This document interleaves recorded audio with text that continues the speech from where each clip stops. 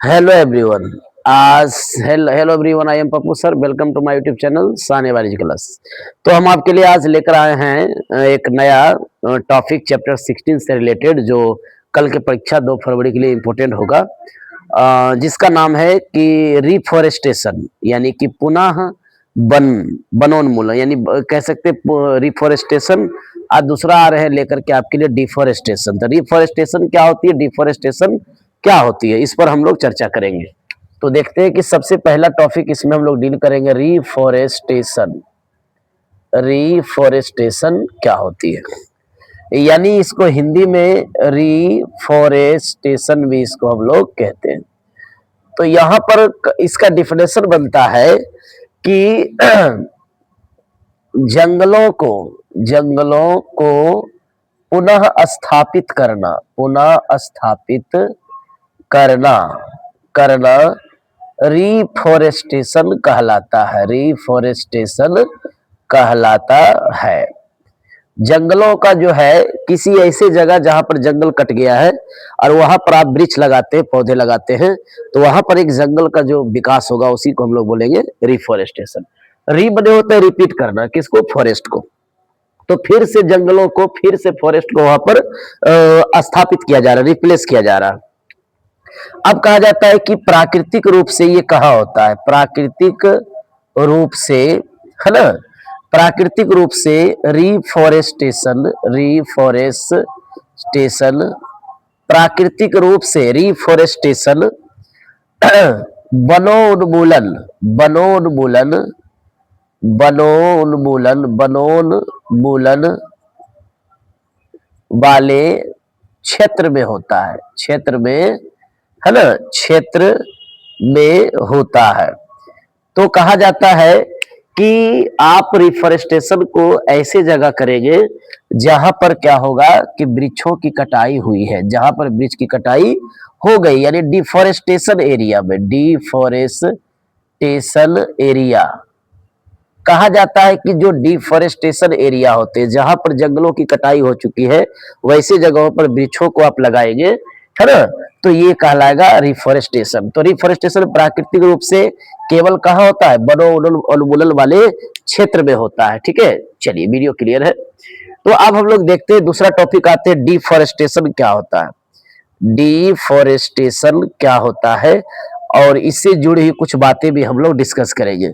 इसको कहा जाता है हिंदी में वनोन्मूलन, यानी कि शॉर्टकट में बोला जाए तो वृक्ष की कटाई। शुद्ध हिंदी अगर ध्यान में नहीं आता है तो आप कह सकते हैं वृक्षों की कटाई। वनोन्मूलन यानी कि वृक्षों की कटाई कैसे की जाती है, वृक्षों की कटाई किसे कहते हैं, डिफॉरेस्टेशन का परिभाषा क्या होता है, और ये कहाँ होता है, और इससे इसके क्या प्रभाव पड़ते हैं या कब क्या परिणाम पड़ते हैं पर्यावरण में, इसको भी हम लोग देखेंगे।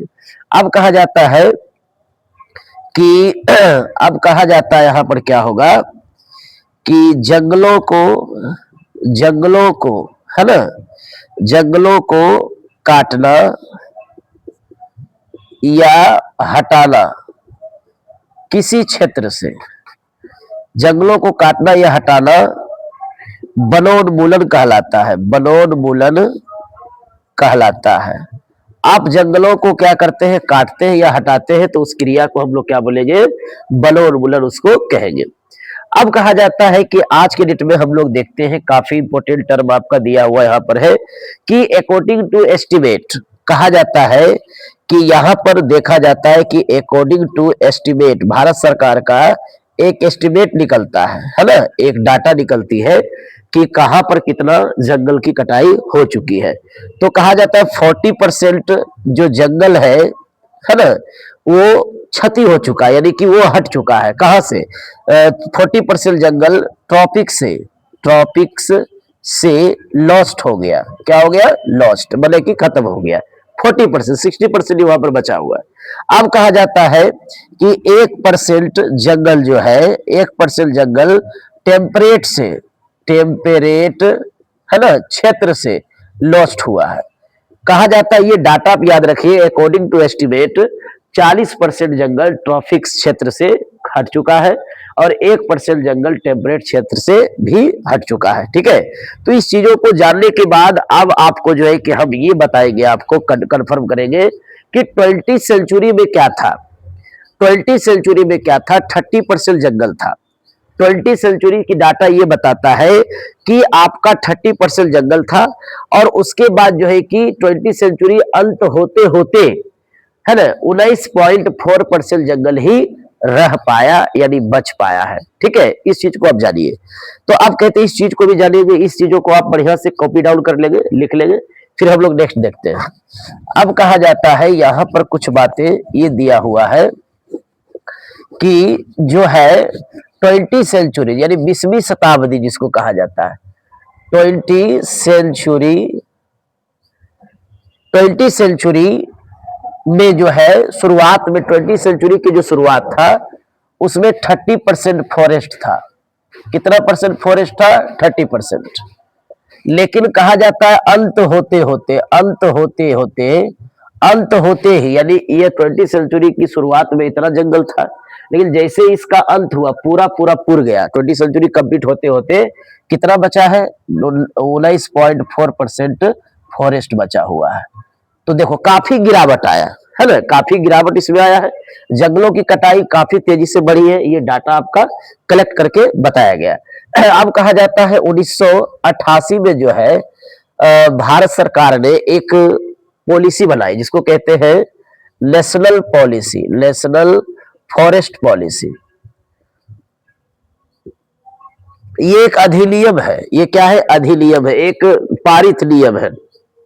भारत सरकार ने 1988 में नेशनल फॉरेस्ट पॉलिसी बनाई। अब कहा जाता है कि 1988 के अनुसार, इसके अनुसार हम लोग देखते हैं, इस पॉलिसी के अनुसार हम लोग देखते हैं कि आपका जो प्लेन होता, यानी कि इस पॉलिसी के अनुसार हम लोग देखते हैं कि जंगल जो था, जंगल यानी जंगल जो था वो 33% है ना, ये सतह पर था, जिसको कहते हैं प्लेन पर। प्लेन पर कितना परसेंट जंगल था? प्लेन पर जंगल 33%। उसके बाद जो हिल एरिया है, यानी कि कह सकते हैं हिली एरिया, जो हिली क्षेत्र है वहां पर जंगल कितना है? तो जो हिली एरिया था वहां पर जंगल का जो परसेंटेज अगर देखा जाए तो 67 था। कितना था? 67% था। तो कहा जाता है जंगल जो है आपका, ये नेशनल फॉरेस्ट पॉलिसी के अनुसार एक डाटा निकला कि 1988 में कि जंगल जो है 33% सतह पर था, नीचे प्लेन यानी समतल सतह पर जंगल जो है 33% था। लेकिन जो ऊंचाई वाले क्षेत्र है, यानी पहाड़ी क्षेत्रों में, है ना, आप देखेंगे देहरादून, कर्नाटका, ये तमिलनाडु, ये सब ऊंचाई ऊंचाई वाले क्षेत्रों में, उत्तराखंड, ऊंचाई ऊंचाई वाले क्षेत्रों में जंगल कितना परसेंट था? 67%। लेकिन आज के डेट में हम लोग देखते हैं तो हमारा जंगल पूरी तरह से धीरे धीरे समाप्त होने के कगार पर है। तो इससे आप क्या सीखे कि डिफॉरेस्टेशन करना काफी दुखद घटना है। डिफॉरेस्टेशन को अपनाना भी लोगों के लिए काफी शर्मनाक होती है। तो हम लोग देखेंगे डिफॉरेस्टेशन कहाँ होता है और डिफॉरेस्टेशन के क्या परिणाम होते हैं। ठीक है, चलिए देखिए। तो इसको आप बढ़िया से कॉपी डाउन कर लेंगे, कहीं कोई दिक्कत नहीं होना चाहिए, साफ साफ पूरा लिखेंगे। ठीक है, चलिए इसको बढ़िया से कवर करेंगे। हाँ, इसको बढ़िया से कवर अप करेंगे, कवर करने में कहीं कोई दिक्कत नहीं होनी चाहिए। पूरा साफ साफ सारे डाटा को कलेक्ट करेंगे, एक एक डाटा को आप क्या करेंगे? कलेक्ट करेंगे। ठीक है, चलिए छोड़ना नहीं है किसी डाटा को।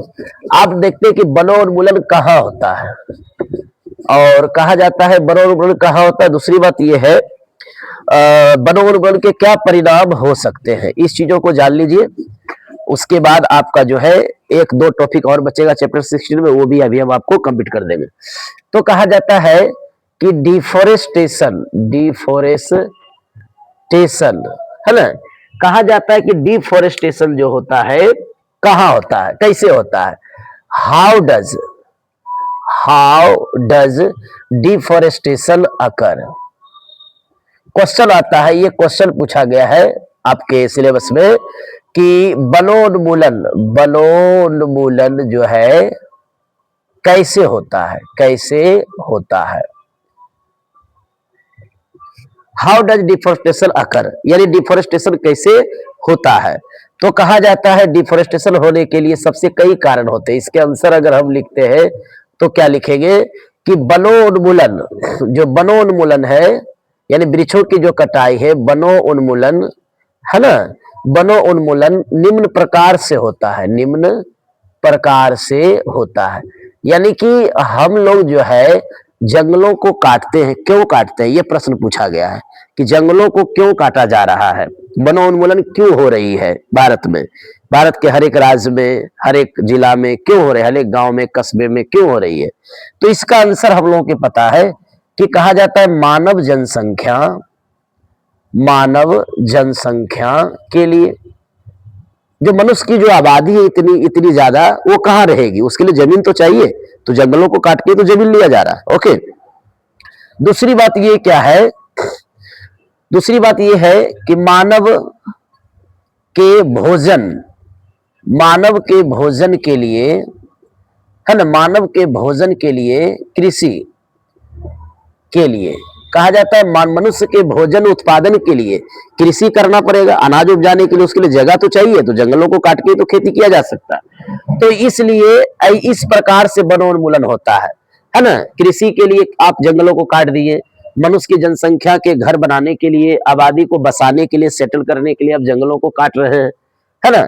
तीसरी बात ये आपका हो जाता है यहाँ पर कि जंगलों को काटने का जो मुख्य पर्पस एक और होता है, वो क्या होता है, तो कहते हैं जंगलों को काटने का मुख्य पर्पस क्या होता है, एक होता है कि टिम्बर, टिम्बर होते हैं, जैसे कि मान लिया जाए टिम्बर के लिए इमारती लकड़ी जो होती है जिससे फर्नीचर वगैरह बनाया जाता है ना, टिम्बर हो गया, टिम्बर के लिए। उसके बाद फायरवुड के लिए, है ना, फायरवुड, टिम्बर, फायरवुड, है ना, इत्यादि के लिए, इन सभी के लिए हम लोग क्या करते हैं कि वनोन्मूलन करते हैं। अब वनोन्मूलन करने का जो कैसे किया जाता है, इस तरह से हम आपको बताने का काम किए। चलिए दूसरा क्वेश्चन एक आता है जिसको हम लोग कहते हैं कि वनोन्मूलन के क्या परिणाम हो सकते हैं। तो यहां पर क्वेश्चन एक आता है सिलेबस में आपका है, वनोन्मूलन के क्या परिणाम हो सकते हैं, क्या परिणाम होते हैं।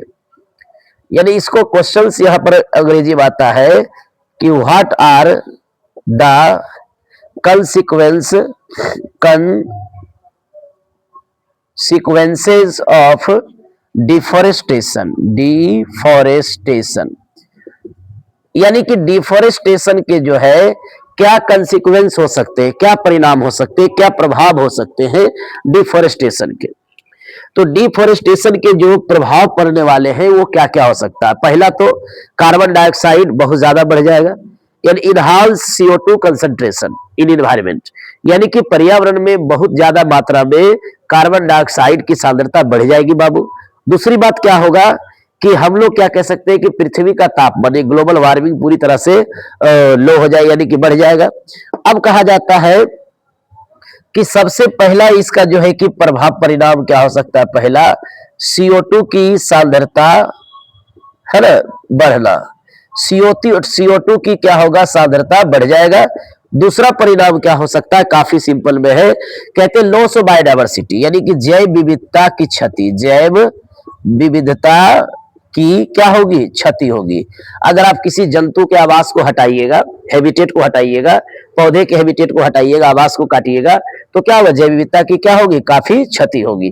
तीसरा क्या हो सकता है, तीसरा क्या हो सकता है, काफी सिंपल टर्म में बोला जा रहा है, तो डिस्टर्ब H2O साइकिल, कहा जाता है कि H2O साइकिल जो होता है, H2O साइकिल का डिस्टर्ब होना, डिस्टर्ब, है ना, H2O साइकिल का क्या होना, डिस्टर्ब होना, यानी कि H2O साइकिल क्या होगा, वो नियंत्रित हो जाएगा। इसको हम लोग हाइड्रोलॉजिकल साइकिल भी कहते हैं।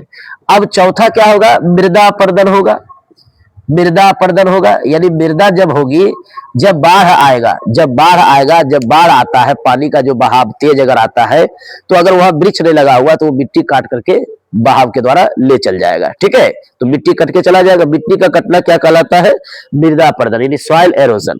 उसके बाद क्या होता है, डिजर्टिफिकेशन, कहते हैं मरुस्थलीकरण, मरुस्थलीकरण, यानी एक भी पौधा अगर नहीं रहेंगे तो वो जमीन धीरे धीरे मरुस्थल में बदल जाएगा, यानी कि डिजर्टिफिकेशन आ जाएगा, डिजर्ट स्पेस हो जाएगा। वो पूरा एरिया क्या होगा, सूख जाएगा, ड्राई हो जाएगा, और कह सकते हैं कि वो पूरे एरिया को मरुस्थलीकरण हम लोग कहेंगे। ठीक है, ओके, चलिए।